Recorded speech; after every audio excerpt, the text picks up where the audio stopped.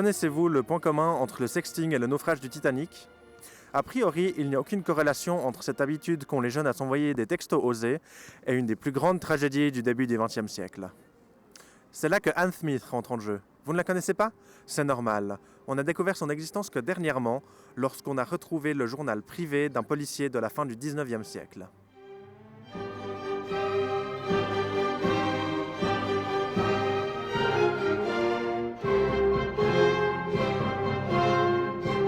Anne Smith naît en 1864 dans le village de North Highcam en Angleterre, d'un père travaillant à la gare en tant que télégraphiste. Sa mère meurt en lui donnant vie, elle est donc fille unique. Elle s'intéresse très vite beaucoup au télégraphe de son père. Il soutient cet intérêt et lui apprend tout ce qu'il sait sur ces machines. En 1876, peu après qu'Anne fête ses 12 ans, son père meurt d'une pneumonie. Elle est ensuite prise en charge par un orphelinat, la Girls Friendly Society Home, à Lincoln, auquel elle résidera jusqu'à ses 21 ans. Âge auquel l'orphelinat lui organisa un mariage avec James Smith, le forgeron du village de Washingborough.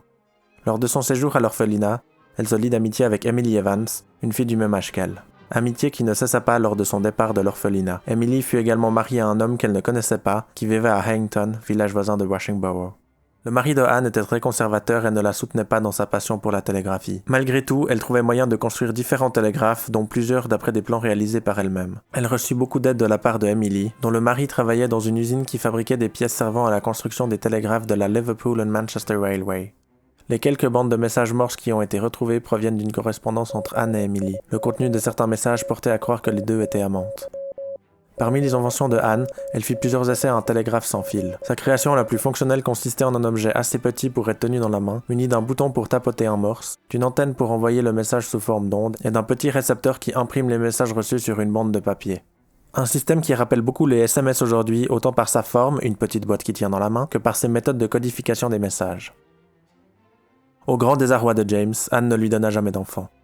Il était décrit par ses voisins comme un forgeron brillant, mais un homme nerveux et parfois violent. Les désobéissances de sa femme et sa non-capacité à faire des enfants le rendaient parfois foudrage, et il avait tendance à frapper la première chose qui lui venait sous la main, murs, pots de fleurs et parfois sa femme. À l'automne 1888, leurs voisins ont entendu un conflit qui avait l'air plus violent que d'habitude.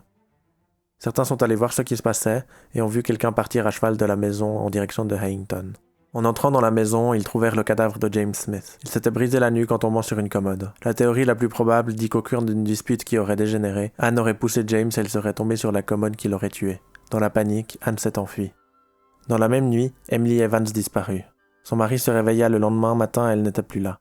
On pense que Anne, dans sa fuite, emporta Emily avec elle pour partir vivre ailleurs où personne ne les connaissait. Le policier en charge de l'enquête étant du style têtu, il refusait systématiquement de laisser tomber l'affaire jusqu'à ce qu'il les ait trouvées. Des racontars de diverses personnes dans toute l'Angleterre disent avoir vu deux femmes ressemblant à la description, se déplaçant avec un chariot tiré par un cheval. Les années passant, il y eut de moins en moins de références aux deux femmes, jusqu'à un matin de 1912, où le policier entendit qu'elles allaient partir pour les États-Unis d'Amérique à bord du tout nouveau navire de la White Star Line. Il partit sur le champ en direction de Southampton, où le navire devait partir. Ce dont il allait bientôt se rendre compte était que ce qu'il pensait être un malheur allait mettre un terme à son enquête et qu'il avait évité une fin tragique pour lui-même. D'après la liste des passagers, les femmes avaient dû prendre des cabines séparées en 3e classe, faute de plus de moyens. Anne n'ayant jamais abandonné sa passion, elles avaient chacune un télégraphe de poche et communiquaient la nuit quand elles étaient dans leurs lits respectifs. Ce dont elles ne se rendaient pas compte, c'est qu'en envoyant leurs messages, elles créaient des interférences avec la salle de contrôle. Or, lorsque les veilleurs Frederick Fleet et Reginald Lee s'aperçoivent de l'iceberg, puis qu'ils heurtent le navire, ils envoient un message SOS aux alentours. Sauf qu'au même moment, Anne et Emily s'envoient des messages qui se mêlent au signal SOS et les navires alentours reçoivent un message déformé, mélange du SOS et des messages privés des deux femmes. Cette interférence a retardé la réception des messages qui auraient pu sauver les passagers du navire. Anne Smith et Emily Evans ne sont pas listées sur la liste des rescapés. L'invention très moderne de Anne lui a permis d'entretenir une relation amoureuse en secret, mais lui a également coûté sa vie. Au vu du nombre grandissant d'utilisateurs de téléphones portables à bord des transports navaux, serait-il judicieux d'instaurer un mode bateau, par exemple, qui permettrait de temporairement couper toutes les communications sans fil afin d'éviter d'autres interférences de ce genre ?